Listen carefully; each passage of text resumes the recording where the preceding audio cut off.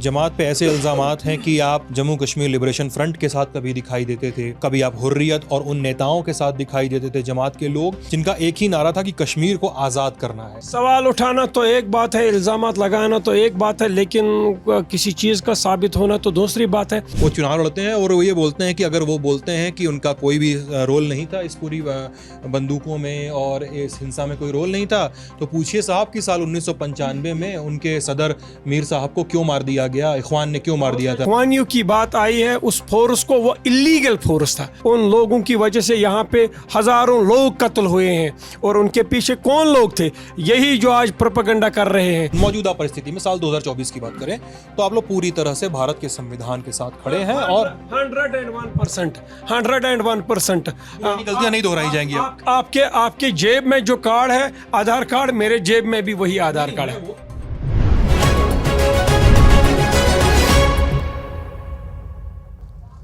नमस्ते, मेरा नाम सिद्धांत है और इस समय हम लोग कुलगाम में हैं। कुलगाम जो है कश्मीर का इलाका है। मैं और मेरे साथी अमितेश इस जगह पे खड़े हैं। देखिए, अगर आप मेरे पीछे देखें, अंडर कंस्ट्रक्शन बिल्डिंग है, गिट्टियाँ वट्टियाँ पड़ी है।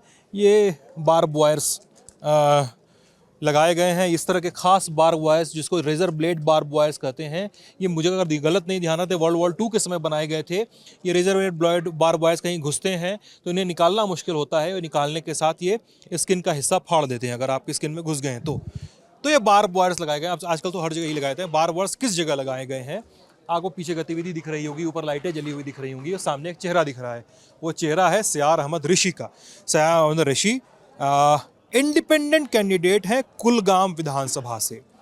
आपको लगेगा कि इंडिपेंडेंट कैंडिडेट तो नॉर्मल सी बात है, देश की राजनीति में होता ही रहता है, लेकिन कश्मीर की राजनीति की बात कर रहे हैं साहब। यहाँ की राजनीति देश की राजनीति से थोड़ी सी अलग दिशा में चलती है। सयार अहमद ऋषि जो हैं वो ऐसे संगठन से ताल्लुक़ रखते रहे हैं पहले, जो हुर्रियत या और उन अलगाववादी नेताओं को समर्थन करने वाला ऑर्गेनाइजेशन हुआ करता था, जो बार बार कश्मीर को तोड़ने की बात करते थे। वो जमात इस्लामी से जुड़े रहे हैं। जमात इस्लामी जम्मू एंड कश्मीर, छोटे में JIJK कहते हैं इसको। तो JIJK से उनका संबंध कैसा है? JIJK संबंध ऐसा है कि साल 2019 में केंद्र सरकार ने JIJK पे राष्ट्र विरोधी गतिविधियों की तहत केंद्रीय गृह मंत्रालय ने बैन लगा दिया था। फिर साल 2024 में 5 साल तक का बैन लगा था। साल 2024 की फरवरी में उसी बैन को 5 साल के लिए फिर से बढ़ा दिया गया। जो कैंडिडेट है जिनका आपको इंटरव्यू दिखाने वाले हैं, उनके तक जाएंगे तो उनके हज़ारों समर्थकों को चीरकर आपको आगे बढ़ना पड़ेगा। नारेबाजी होती है, माला पहनाया जाता है, उनके साथ सेल्फी खिंचाई जाती है। अंदर जाने के पहले CRPF आपकी जांच भी करती है, पुलिस की घेरेबंदी लगी हुई है, साथ में उनका अपना काडर भी लगा हुआ है। प्रत्याशी के घर पर भी NIA की रेड हो चुकी है। प्रत्याशी को बार बार प्रत्याशी पर इल्ज़ाम लगे हैं, प्रत्याशी की टीचिंग्स पर इल्ज़ाम लगे हैं कि उन्होंने हुर्रियत नेताओं को, अलगाववादियों को समर्थन दिया। उनके ऑर्गेनाइजेशन पे बहुत सारे इल्ज़ाम लगे हैं कि वो आर्म्ड मिलिटेंसी को सपोर्ट करते रहे हैं। कई सारे लोग उनको BJP के एजेंट बताते हैं, और कई सारे लोग बोलते हैं कि सूबे के बड़े बड़े धन्ना सेठों ने, बड़े बड़े अमीर नेताओं ने उनके पीछे पैसा लगाया हुआ है। कौन है सयार अहमद ऋषि, Jamaat Islami backed independent candidate?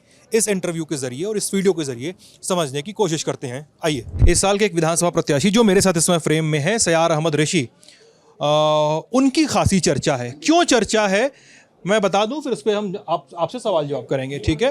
वो चूंकि कहने को तो वो है इंडिपेंडेंट कैंडिडेट, वो स्वतंत्र कैंडिडेट हैं, बिना किसी पार्टी के लड़ रहे हैं, लेकिन उनके बारे में, उनके पर जो इल्ज़ाम लगाए जा रहे हैं कि वो प्रतिबंधित संगठन जमात इस्लामी के से बैक्ड हैं, उसका साथ मिला हुआ है, ऐसा कहा जा रहा है। क्यों? क्योंकि पहले भी जमात इस्लामी के ये स्टूडेंट विंग में, टीचर्स विंग में रह चुके हैं। ये जमात इस्लामी वो नहीं है। जमात इस्लामी हिंद से मत जोड़ के देखिए, ये जमात इस्लामी कश्मीर की एक पॉलिटिकल पार्टी हुआ करती थी। कई सारी कंट्रोवर्सीज जुड़ी हैं, और साथ में है सयार अहमद ऋषि का चुनाव। कैसे हैं सयार साहब? बिल्कुल ठीक, बहुत ही बढ़िया, आपका बहुत बहुत शुक्रिया। मैं कहाँ से शुरुआत करूँ? जहाँ से आपकी मर्जी। पॉलिटिकल साइंस में MA हैं आप? बिल्कुल, पॉलिटिकल साइंस में मैं पोस्ट ग्रेजुएट हूँ, MPhil हूँ। ठीक है। और आप जिस पार्टी से प्रतिबंध होने के, मतलब बैन लगने के पहले तक जुड़े हुए थे, उस पार्टी के बारे में बहुत सारी कहानियाँ, किस्से और बहुत सारे इल्ज़ाम सामने आए। क्या है जमात इस्लामी, उसकी कहानी जो आप सुनाना चाहेंगे?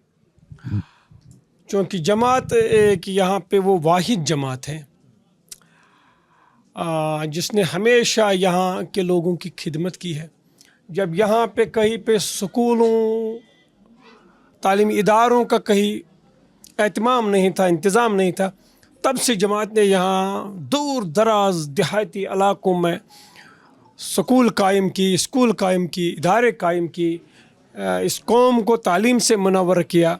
जब भी इस कौम पे किसी किस्म की आफत आई उस वक्त जमात ने अपने आप को पेश रखा और यहाँ के जो मुफलिस, गरीब, मोहताज, कमज़ोर, यतीम, बेबस लोग थे उनका सहारा जमात थी। हम एज ए पॉलिटिकल एक्टिविस्ट तो काम नहीं करते थे मगर एज ए सोशल रिफॉर्मर काम करता था। जब तक जमात बैन नहीं थी लोगों के हवाले से मदद किया करता था, लोगों की मदद किया करता था। लेकिन जब से जमात बैन हुई है तब से कोई काम नहीं कर सका और ये घुटन अंदर से महसूस हो रही थी कि मैं किसी के काम नहीं आ रहा हूँ। और रही ये बात कि जमात ने अगर जमात पे अब पाबंदी नहीं होती, अगर जमात पे पाबंदी नहीं होती तो जमात ये इलेक्शन एज ए पार्टी लड़ता और अपना मैनिफेस्टो भी रिलीज़ करता और यही फैसला था कि बैन हट जाएगी। हम बड़े पुरुम्मीद थे, यकीन था कि हमारे हवाले से कोई ऐसा मसला नहीं है, लेकिन बदकिस्मती से बैन नहीं हटी। तो जमात ने ये फ़ैसला लिया है, शुराई तौर फैसला लिया है, नज़म ने फ़ैसला लिया है कि हमें इंडिपेंडेंट कैंडिडेट ही खड़े करने चाहिए। हालांकि नहीं हो सका, हर जगह से नहीं हो सका क्योंकि खौफ भी था कि क्या पता कि लोगों का रुझान कैसा रहेगा। लेकिन मैंने ये फ़ैसला किया था कि नहीं, इंशाअल्लाह ताला अगर जमात मुझे सपोर्ट करती है, जमात चाहती है कि मैं इलेक्शन लड़ूं, क्योंकि जमात के काम करने पे पाबंदी है, जमात का काम करने पे पाबंदी है। मैं इस जमात का ऑफिस नहीं रख सकते, बिल्कुल संगठन नहीं बना सकते, उसके बैनर तले कोई एक्टिविटी नहीं कर सकते। बिल्कुल यही बात है। मगर एज ए सिटीज़न, इस मुल्क का एज ए सिटीज़न तो मैं वोट भी कास्ट कर सकता हूँ। मैंने वोट कास्ट भी किया था पिछले इलेक्शन में और मुझे लगा नहीं, मुझे आगे आना चाहिए, लोगों का सहारा बनना चाहिए, लोगों की मदद करनी चाहिए, खिदमत खलक को अपने लिए ख़ास रखना चाहिए और इस वक्त लोगों को मेरी ज़रूरत है। और जो ही मैं इस मैदान में आया लोगों का एक सैलाब मेरी ओर उमड़ के आया। इस बात पे मैं बड़ा मुतमईन हूँ और अल्लाह का शुक्र बजा लाता हूँ। ठीक है सर जी, ये बताइए, आप कह रहे हैं तो यानी आपकी बात का इंटरप्रिटेशन ये भी होगा कि ये आसपास जो भीड़ खड़ी है, आपको आपके समर्थक जो हैं, इस पूरी अंडर कंस्ट्रक्शन बिल्डिंग को नीचे से आप आइए तो लोग घेरे पड़े हैं, जो प्रचार में आपके साथ जो हुजूम चल रहा है, जो लोग चल रहे हैं, ये सारे किसी न किसी मौके पर जमात से जुड़े हैं या आपसे जुड़े हैं? नहीं, ये सारे लोग जमात से जुड़े नहीं है। मैंने हज़ारों बच्चों को कॉलेज में पढ़ाया है। मैंने कॉलेज में 10-12 साल काम किया है। किस रोल में काम करते थे आप जमात के साथ? हायर सेकेंडरी कुलगाम में मैंने काम किया है, डिग्री कॉलेज कुलगाम में मैंने काम किया है, government degree college boys Anantnag में मैंने काम किया है। मैंने हज़ारों बच्चों को पढ़ाया है और मैं आज उसी बहार को अपने सामने देख रहा हूँ। मैंने लोगों की खिदमत की है, हमेशा लोगों की खिदमत की है और आज उसी का फल पा रहा हूँ। किसी भी सोच और किसी ख़ास सोच से ये लोग वाबस्ता नहीं है, हर किसी सोच और फिक्र के लोग इस कारवां में जुड़ रहे हैं। मैंने जो ही अपना पहला कदम उठाया तो ये आगे कुछ दिनों में ही ये कारवां एक समंदर की सूरत इख्तियार कर गया। यार साहब, अब सवाल ये भी उठता है ना, क्योंकि ये सवाल उठेगा और आपको तो इस पे जवाबदेही बनती है क्योंकि आप बैक्ड कैंडिडेट हैं ही हैं। जमात, अगर आप कह रहे हैं कि आवाम के हक हुदूद के लिए लड़ने वाली संस्था रही और उसको बैन कर दिया गया और बैन को चैलेंज किया गया, आपने किया तो बैन नहीं हटा, फिर भी आप इंडिपेंडेंट कैंडिडेट की तरह लड़ रहे हैं क्योंकि जमात का एक समर्थन आपको मिला हुआ है और एक नागरिक हैं आप देश के। लेकिन यहाँ पर कुछ इल्ज़ामात हैं जमात पे ऐसे इल्ज़ामात हैं कि आप जम्मू कश्मीर लिबरेशन फ्रंट के साथ कभी दिखाई देते थे, कभी आप हुर्रियत और उन नेताओं के साथ दिखाई देते थे, जमात के लोग जिनका एक ही नारा था कि कश्मीर को आज़ाद करना है। किससे आज़ाद करना है? हिंदुस्तान से आज़ाद करना है या पाकिस्तान से आज़ाद करना है या एक अलग एंटिटी के तौर पे खड़ा करना है। उन पर यह भी इल्ज़ाम लगे कि उन लोगों ने पाकिस्तान से पैसे खाए। ठीक है, इस तरह के इल्ज़ामात लगे। और सयार साहब, आपके भी घर पे NIA की रेड हुई थी, NIA की रेड हुई है और आप पर भी, आपसे भी पूछताछ की गई है। तो एक आपका कहना है कि जमात ये है, लेकिन सरकारी एजेंसियों और तमाम जो सीक्वेंस ऑफ इवेंट्स हैं उसमें भी तो जमात पे सवाल उठाए जाते हैं, खासकर जमात इस्लामी कश्मीर की बात। सवाल उठाना तो एक बात है, इल्ज़ामात लगाना तो एक बात है, लेकिन किसी चीज़ का साबित होना तो दूसरी बात है। हमारे घरों से अगर कुछ निकला है तो किताबें निकली हैं, क्योंकि ये मैं अपनी सिर्फ ज़ाती बात नहीं कह रहा हूँ, पूरे कैडर की बात कर रहा हूँ कि हमारे घरों से बस एक ही चीज़ निकला है, वो किताबें हैं। और जमात हुर्रियत का एजेंडा नहीं चला रही थी। जमात का अपना मंशूर है, जमात का अपना दस्तूर है, और वो दस्तूर ये कहता है कि वो आज का दस्तूर नहीं है, आज से 60 साल पहले का दस्तूर है कि जो भी कोई एक्शन होगा, जो भी कोई काम करने का तरीका होगा, वो जमहूरी और आईनी होगा। उसका मतलब ही ये है कि जिस मुल्क में हम रहते हैं, उस मुल्क के आईन ने, उस मुल्क के कॉन्स्टिट्यूशन ने जो गुंजाइशें हमें फराहम की हुई हैं, उन्हीं गुंजाइशों के तहत हम अपना मिशन जारी रखेंगे और अपना काम और खिदमत खलक करता रहेंगे। ये प्रोग्राम ना हम लिबरेशन फ्रंट के साथ कभी वाबस्ता थे, शायद आप लोगों को इस बात का पूरा इल्म नहीं है। जमात के साथ उनका कोई ताल्लुक़ नहीं है। जमात ने अपने आप को इस बंदूक से बहुत साल पहले, तब तो मैं बड़ा छोटा था, जब बिल्कुल मेरी जमात ने वाज़ेह किया था कि बंदूक के साथ हमारा कोई वास्ता नहीं है।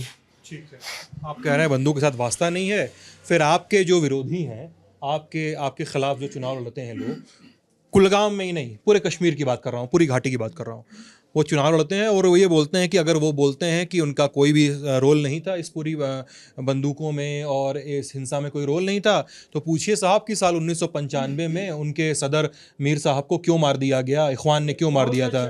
क्योंकि मैं सवाल पूरा कर दूं, दर्शकों को समझ में नहीं आएगा, कश्मीर का चैनल नहीं है ना हमारा। इखवान मतलब वो फोर्स जिसको कहा जाता था कि वो प्रो इंडिया मिलिशिया है, यानी वो भारत का समर्थन करने वाली मिलिशिया, ऐसा कहा जाता था। लेकिन बाद में लोगों ने इल्ज़ाम लगाया कि वो उन्होंने कश्मीर में भी लोगों को सताया होताया, और उस मिलिशिया का ये काम था कि वो एंटी इंडिया मिलिशिया को अटैक करता था। अब मीर साहब की मैं यहाँ जिक्र करूँ, मीर साहब ने उस वक्त भी असम्बली से इस्तीफ़ा नहीं दिया था। मीर साहब हमेशा कॉन्स्टिट्यूशन को मानते रहे और कॉन्स्टिट्यूशन के मुताबिक ही मीर साहब ने अपना काम किया है। अब जब इखवानियों की बात आई है, उस फोर्स को, वो इलीगल फोर्स था, कोई अथेंटिकेट फोर्स नहीं थी, कोई उन लोगों की वजह से यहाँ पे हज़ारों लोग कत्ल हुए हैं, और उनके पीछे कौन लोग थे? यही जो आज प्रोपेगेंडा कर रहे हैं, यही जो आज बहुतान तराशियाँ कर रहे हैं। नाम लीजिए। पॉलिटिकल पार्टीज़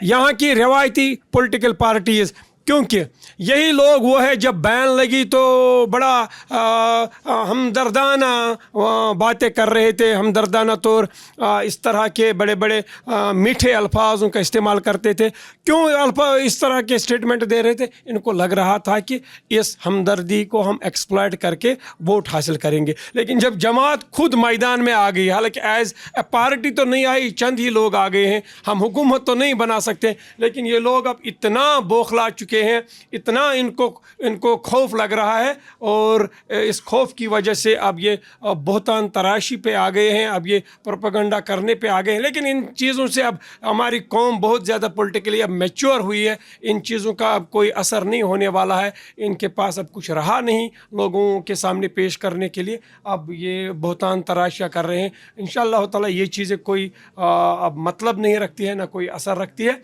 अब कौम ने ठान ली है कि हमें और जेलों की जीनत नहीं बनना है, हमें यहाँ पे कब्रिस्तान आबाद नहीं करने हैं। इन कब्रिस्तानों को आबाद करने से कुछ ख़ास लोगों की दुकानें चलती थी, और उनको जब लोग घरों में बैठते थे, इनको खुद ब खुद कुर्सियाँ भी मिलती थी, इनको मिनिस्ट्रियाँ भी मिलती थी। लेकिन अब ऐसा नहीं होगा, अब उनको मैदान में इनको मैदान में आना है, इनको मुकाबला करना है, इनको इस जमहूरियत में अपनी बात लोगों के सामने रखनी है, इनको अपना विजन लोगों के सामने रखना है। और एक मुकाबले के बाद ही अगर इनके पास कुछ है, कुछ ख़ास है, उन्होंने कुछ ख़ास लीडर्स तैयार किए हुए हों जिन पे लोग एतमाद और भरोसा करते हों, तो वो जीत जाएंगे। अगर नहीं किया है तो हार इनकी मुकद्दर है। ठीक है, आपके जवाब से 2-3 सवाल मेरे दिमाग में आ गए, मैं पूछ लेता हूँ।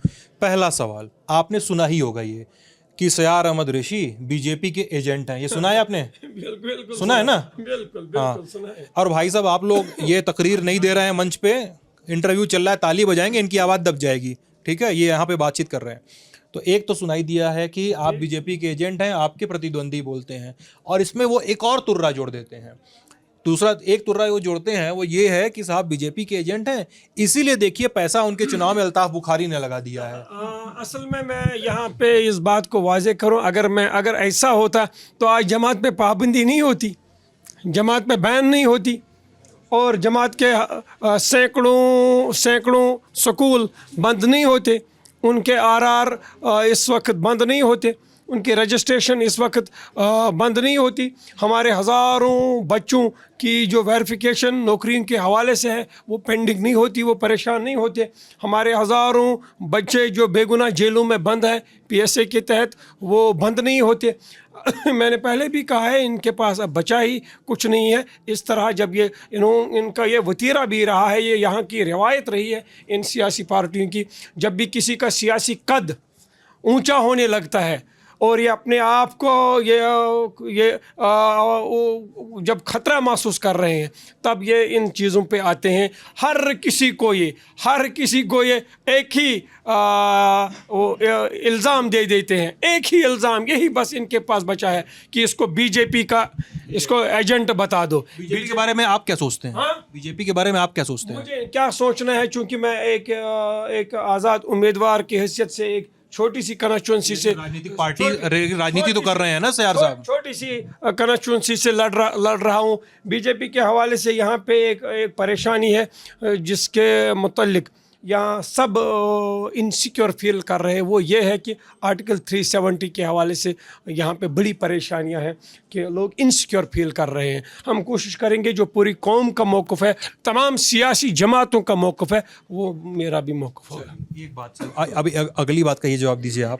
आपने ये तो कह दिया कि आप कभी हथियार उठाने वालों के साथ नहीं थे, चलिए ये आपका पक्ष आ गया, लेकिन यहाँ पे हुर्रियत नेताओं के साथ, अलगाववादियों के साथ, जमात का साथ मिलना हुर्रियत को और सेपरेटिस्टों को, ये तो रहा ना?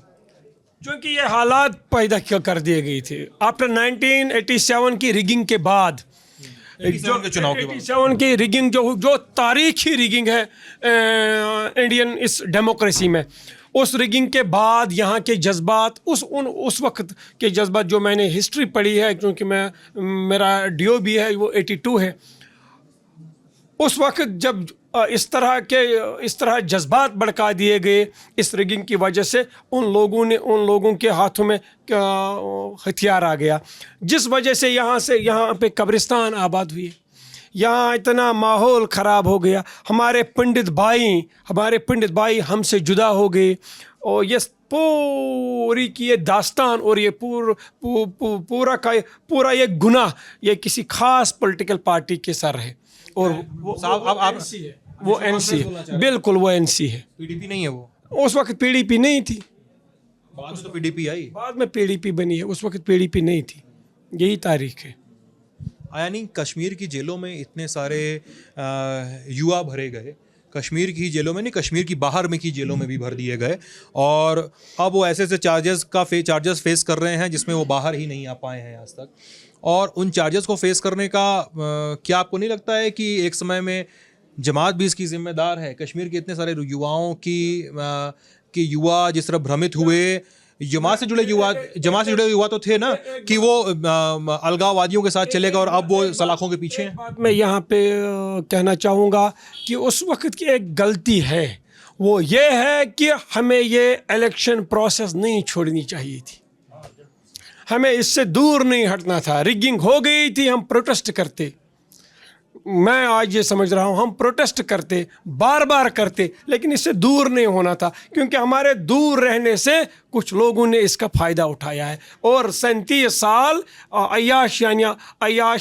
अयाशियाना ज़िंदगी गुजारी है। और जो अंडरग्राउंड जमात है, अंडरग्राउंड क्या मान लीजिए, जो भी अंडरग्राउंड नहीं है, जमात अंडरग्राउंड नहीं है। Underground है। हाँ, जमात अपना बैनर तले काम नहीं कर बैनर तले काम नहीं करती है। चलिए, बैनर तले काम नहीं करी जमात, तो क्या अभी जो जमात एक्टिव है, क्या वो अभी भी हुर्रियत की विचारधारा के साथ है? बिल्कुल बिल्कुल, हुर्रियत के साथ जमात का कोई ताल्लुक नहीं है। गिलानी साहब ने उस वक्त जब हुर्रियत बनाई थी, तब जमात ने उसको अपनी रुकनियत से खारिज किया था।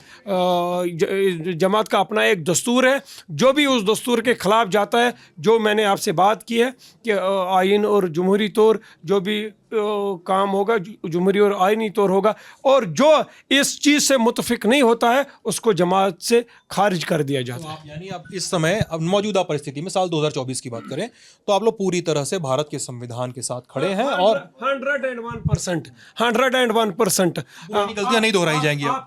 आपके जेब में जो कार्ड है आधार कार्ड, मेरे जेब में भी वही आधार कार्ड है। वो तो मानता हूं, वही हम इस मुल्क के उन लोगों से ज्यादा अच्छे शहरी हैं, अच्छे, उनसे ज्यादा अच्छे सिटीजन हैं। जी, मैं आपके नेशनैलिटी पे नहीं सवाल उठा रहा हूँ मैं, लेकिन एक विचारधारा पे सवाल उठाता हूँ कि कश्मीर में एक बड़े हिस्से पे सवाल उठाए गए ना, हमेशा उठाए गए कि विचारधारा गड़बड़ है, आप पुरानी गलतियों को नहीं दोहराएंगे। 100% हमने गलतियां भी नहीं की है। हमने गलतियां, अलबत्ता ये गलती है कि हमें उस वक्त इलेक्शन से दूर नहीं होना चाहिए था। हम दूर हो गए और उस चीज़ का फ़ायदा लोगों ने उठाया है। हम अपने कॉन्स्टिट्यूशन को मानते हैं और हमेशा मानते रहेंगे। चलिए, मैं 2-3 छोटे-छोटे नाम लूंगा, बहुत 2-3 छोटे-छोटे नाम, फिर आप जाइए अपने समर्थकों से मिलिए, बहुत देर से इंतजार कर रहे हैं। अल्ताफ बुखारी के बारे में क्या सोचते हैं? अल्ताफ बुखारी, यहाँ उसकी एक अपनी पार्टी है, यहाँ पे इलेक्शन लड़ रहे हैं, अपनी कोशिश कर रहे हैं, अच्छी बात है कि अपनी बात लोगों के सामने रख रहे हैं। इसके बारे में मैं क्या सोचूं? मुझे कुछ खास सोचना चाहिए था उनके बारे में। आप जानिए, आपके पास कुछ खास है कि जो? मेरे पास कुछ खास नहीं, मैं तो उनका इंटरव्यू करके आ रहा हूँ 2 दिन पहले, लंबा चौड़ा। बड़े अच्छे इंसान हैं वो, और अपनी बात लोगों के सामने खुलूस के साथ, ईमानदारी के साथ रख रहे हैं। वो दूसरी बात है कि लोग किसका कितना साथ दें, लोग कितनी बहुतान तराशियाँ करें, प्रोपेगेंडा वगैरह करें, अलबत्ता वो अपनी बात लोगों के सामने रख रहे हैं। हर किसी को जमहूरियत में अपनी बात लोगों के सामने रखनी चाहिए, अपना विजन रखना चाहिए, मेहनत और मशक्क़त के साथ अपना काम करना चाहिए, फिर लोगों पे छोड़ देना चाहिए कि लोग किसका साथ दें। लोग सबसे बेहतरीन जज लोग ही होते हैं। चलिए, आखिरी सवाल, इंजीनियर रशीद के बारे में क्या सोचते हैं? उन्होंने आज समर्थन दे दिया आपको। बहुत अच्छी बात है, मैंने कल ही सुना है, 11 बजे ये बात मैंने सुनी है, इससे पहले मुझे पता नहीं था, दूसरे लोगों ने ये सुनाया है, जो उसने इस तरह की बात की है। अच्छी बात है, वो इंजीनियर रशीद साहब को बाहर आना चाहिए, उसको ये मौका मिलना चाहिए। वो कौम ने ये साबित करके दिया है कि वो हमारा लीडर है। उसने जो पिछला इलेक्शन जीता है वो तारीखी तौर उन्होंने जीता है, लिहाजा ये अच्छी बात है, इसका मैं वेलकम करता हूँ इस बात का। चलिए, ये थी शहद अमर ऋषि के साथ हमारी बातचीत। आप ललन टॉप देख रहे थे, कैमरे के पीछे अमितेश, मैं सिद्धांत, बहुत बहुत शुक्रिया।